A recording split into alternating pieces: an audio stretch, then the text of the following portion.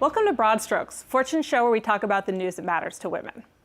So Anne, this week I think we should start with a name you might not have heard for a while, since the primaries probably, Carly Fiorina. Fiorina joined the cavalcade of big names who are going to the Trump Tower to meet with Donald Trump. Apparently she is talking to him about a possible cabinet position. This would be Director of National Intelligence. The meeting's particularly interesting to me because, you know, Fiorina was a really fierce critic of Trump during the early part of the campaign. And also after the Access Hollywood tape came out, she said, you know, he should drop out. He shouldn't be running at all. Yes, and I think a lot of people were harsh critics of Donald Trump, but she was specifically a moral critic. She was criticizing his moral failings for being sexist on the campaign. And so to come around as quick as she did, it was kind of jarring to see. There is certainly an argument to be made that, you know, there's an issue of party unity. There's the idea that if you really care about government, you should serve no matter who is running it. However, for me personally, I really felt like this was a slap in the face. I mean, she ran as a feminist. Donald Trump gave this interview with Rolling Stone where he essentially made fun of her face. And she made this a big issue in her campaign. She made a really effective ad talking about it. I feel like she really just wrapped herself in this flag of feminism when she thought it might help her get elected. And as soon as that didn't work, she just abandoned it. In some ways, you have to almost respect the pragmatism. I mean, if the Republican Party is moving one way and you want a place in that party, you sort of have to go along. But it is unfortunate that moving that way means kind of abandoning the feminist ideals that she was championing. In maybe brighter news, let's talk about Wonder Woman. Oh, okay. The UN Honorary Ambassador Wonder Woman is no longer part of the organization. She has been fired.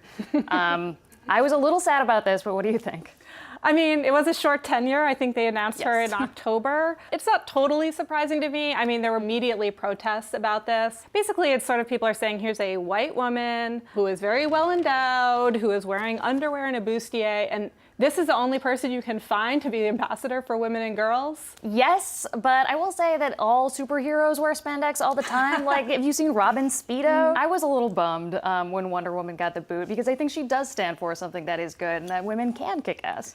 I think part of the real issue here is that the UN just had a vote for Secretary General. There were 7 women in contention and none of them got the job. And I think a lot of people felt like they didn't get a good look. The UN has never been led by a woman. And that seems like a real problem to me. I feel like that sort of was just simmering underneath this Wonder Woman issue. And maybe that is a real problem for the organization. In other big news this week, Roger Ailes is back. Yet another sexual harassment case has been filed against the former CEO of Fox News, this one by a woman named Lydia Serrani. She is a reporter for Fox 5. Apparently, he called Gregory Ball, who's a New York State senator that she had dated at one point, and basically asked him, how is the sex? Do you think she'll put out? These are the actual words that are used in the case. And Ball responded by saying, she's a good girl. I don't think she'd go for that. This is Roger Ailes' something like 20th sexual harassment allegation. It might be more. There are so many women coming out and saying that this is what happened to them. And I think it speaks to a larger problem than Roger Ailes because everyone knew about this. It says more about the culture than it does about this one guy. Thinking about the whole speaking to a larger problem, I mean, think about this conversation. These are 2 men discussing this woman like she's an inanimate object. And what I would hope that someone like Ball would do in this situation is come out and say, like, this conversation is not okay. But for him to play along, you know, it's really upsetting to me. If we're gonna get rid of the Roger Ailes of the world, we need men to help us do that. Right, it shouldn't just be 20 plus women with a sexual harassment suit. It should take less than that. Yeah. Unfortunately, that's all the time we have this week on Broad Strokes. Come back next Friday for another episode on Fortune.com.